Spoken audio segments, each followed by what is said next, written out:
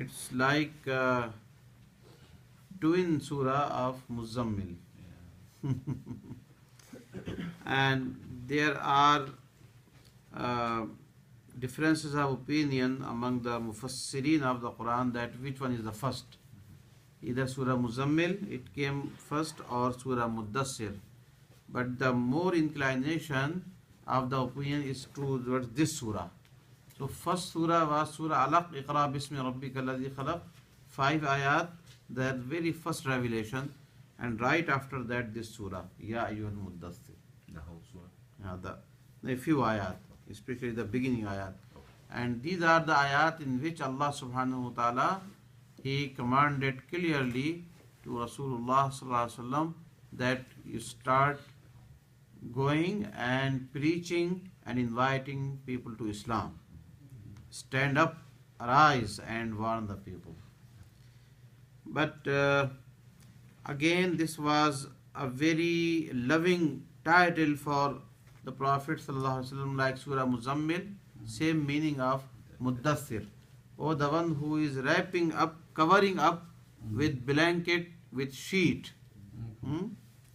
So that is the meaning of Muddaththir. Qum fa'anzir. Qum means stand up, arise. Fa'anzir, and warn the people. Start the mission of the messengership. So Fanzil is warm. Warn, yes. As you know that one name of Rasulullah sallallahu alaihi wasallam is also Nazir. Bashir wa Nazir. Huh? So فَأَنذِرْ from Nazir. وَرَبَّكَ فَكَبِّرْ, and glorify your Lord. Rabbaka, your Lord. Fakabbir, make takbir. Takbir yani greatness and glorify. وَثِيَابَكَ فَطَهِّرْ, and make your garments, your clothes, thiyab, tahhir, purify. And this is also one of the requirement of the salah, of all the ibadat, that whenever we make the ibadat of Allah subhanahu wa ta'ala, so our body and our garments should be pure, clean. So this is the ayah that is making an obligation for the people who are doing the ibadat of Allah subhanahu wa ta'ala. Yes. So if Thob is from here too? Yes. No? Okay. Yeah. Thob is the singular one and Siyab is the plural. Okay. Fatahhir from Tahara. I was reading the tafsir in detail about all these ayat. So some ulama, they have said that this Siyab is not only this our outfit and these dresses and garment, but inside is also the character of a human person, the personality and all that. So that also should be purified and should be clean. See, this is, I was also listening to, actually there was a program on the TV, and there was an alim who was explaining the prerequisite of offering prayers.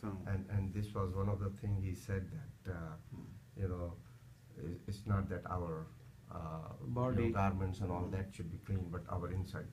So then I started thinking that, gee, I mean, that would be a very difficult thing, because, I mean, for all of us, and especially for me, I know that, because it is, but Allah subhanahu wa ta'ala, if that is the case, and he went to the extent that if you don't have this, then your salah will not be accepted.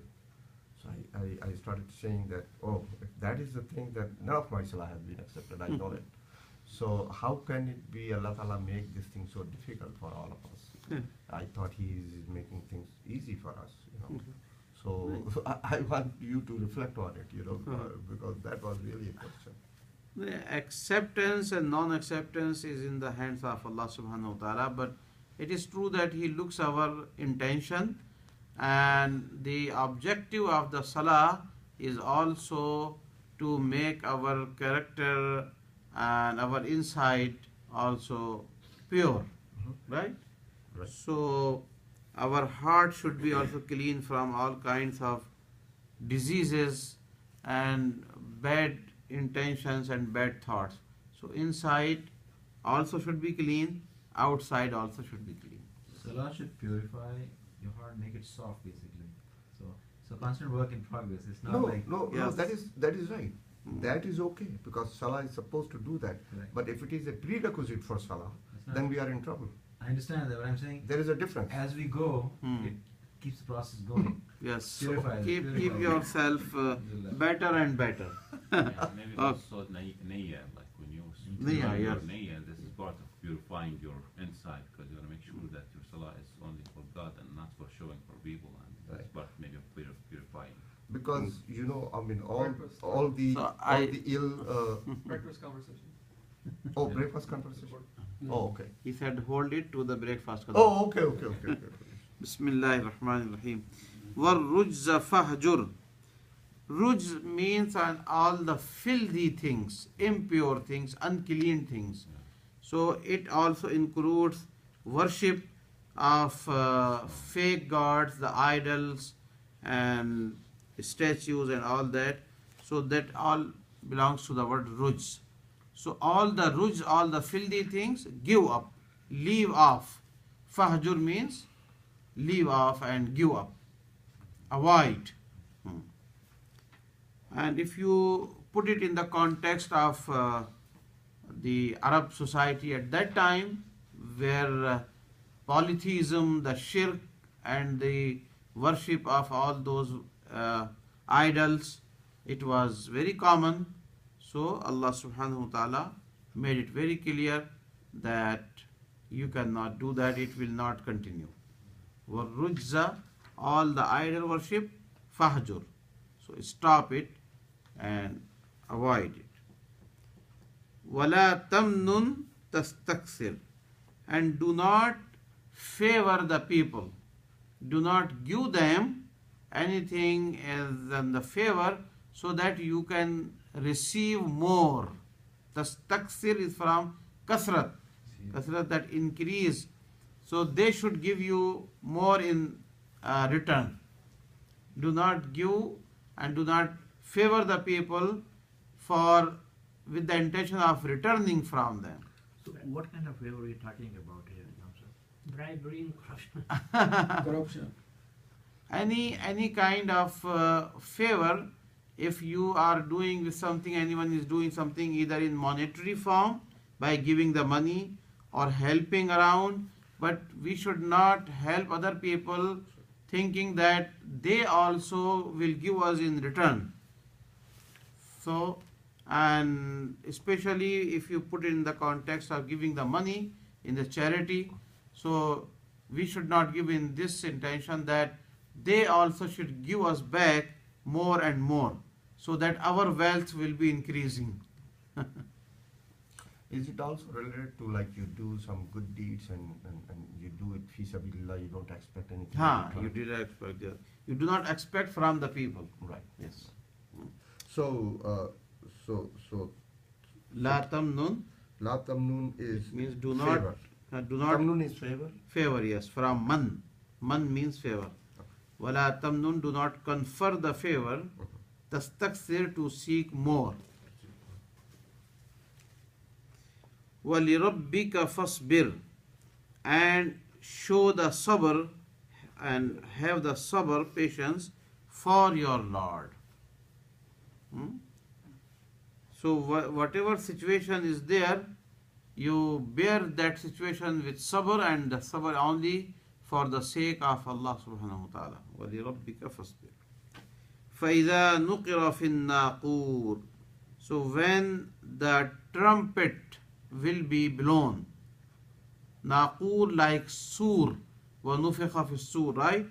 So another name of sur is naqur, and nuqira is the verb when it will be blown. Yes, Bill. I believe so.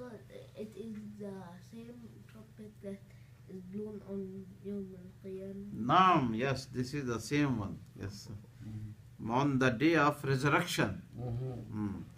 So it talks about the day of resurrection. فَذَلِكَ يَوْمَئِذٍ يَوْمٌ عَسِيرٌ.